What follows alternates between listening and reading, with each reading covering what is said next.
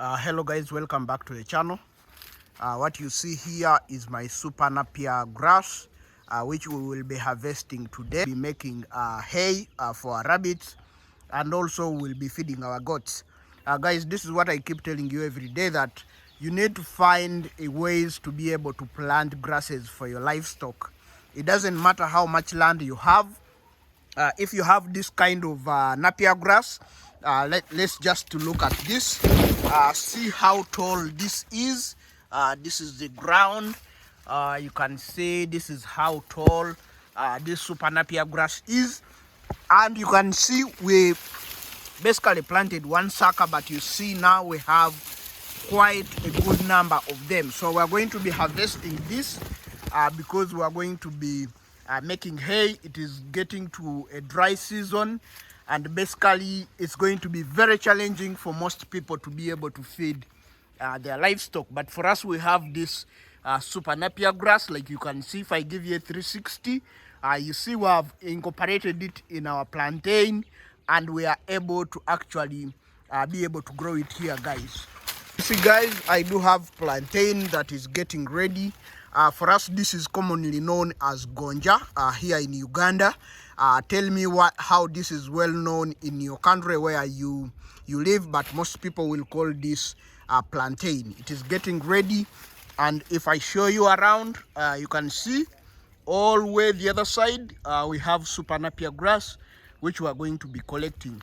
This is fast maturing, and it's going to be able to help you a lot. Like you can see, we previously had maize and corn in here. Specifically, we had yellow maize, which we harvested for our pigeons that we feed, but also we continuously get some matoke to be able to eat from the same garden. So this is how we harvest the super Napier grass. We actually cut it very carefully to avoid damaging it, to ensure that it actually regrows. So after a few days, this is just going to be able to regrow, and there's no need for you to plant again.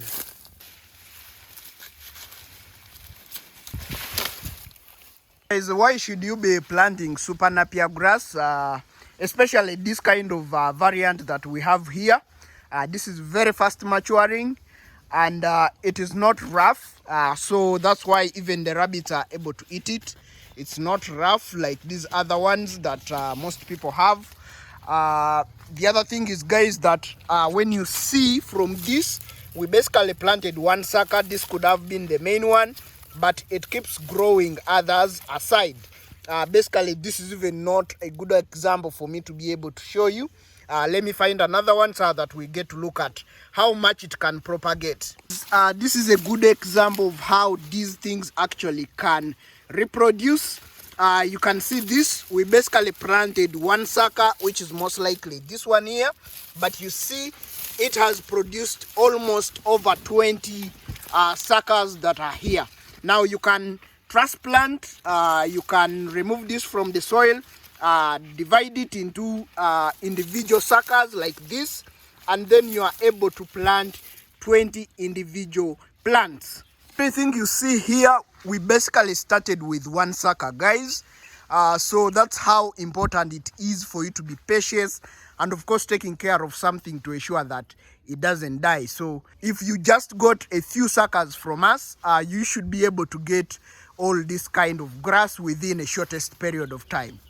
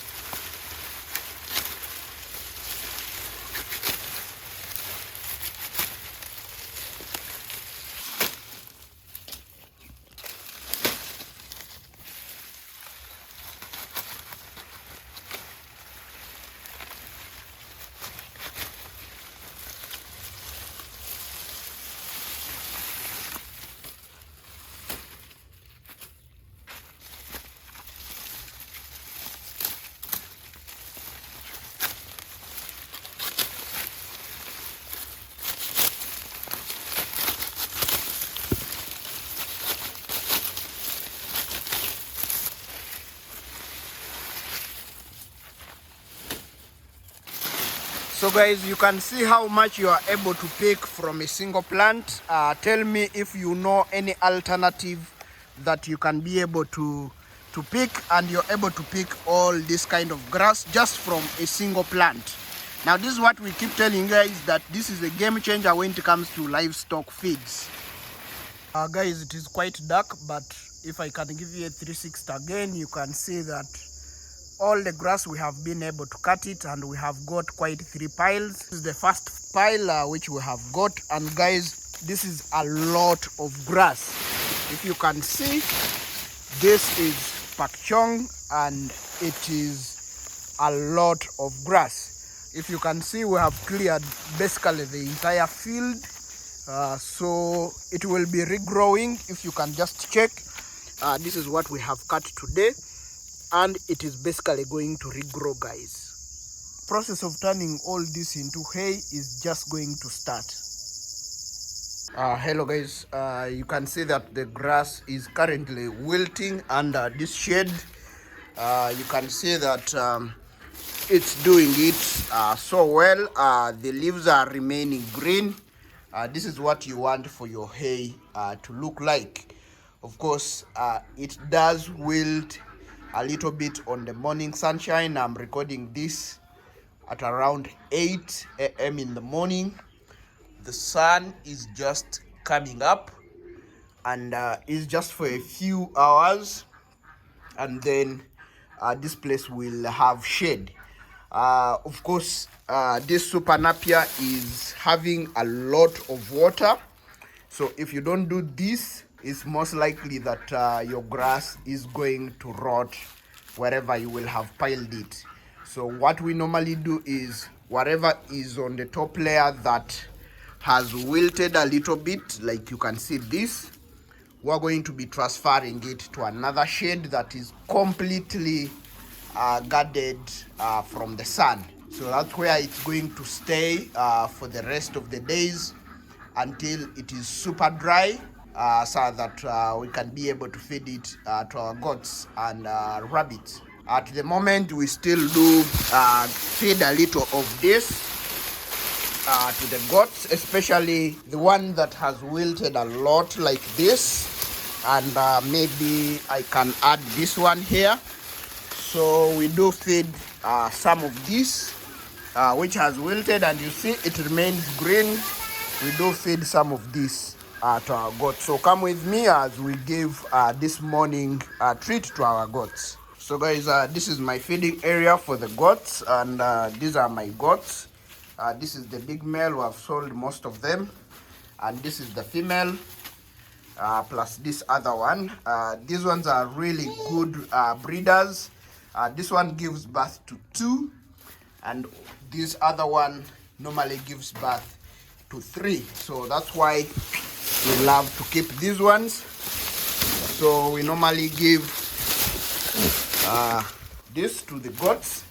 And of course guys, if you don't wilt this grass, your goats are going to get diarrhea because of the too much water content in the feed. So ensure that you wilt it first, but it would be best that you have it dry as hay for you to be able to feed it to your goats. Of course, the same grass, once it has dried very well, we go ahead and feed it to our rabbits.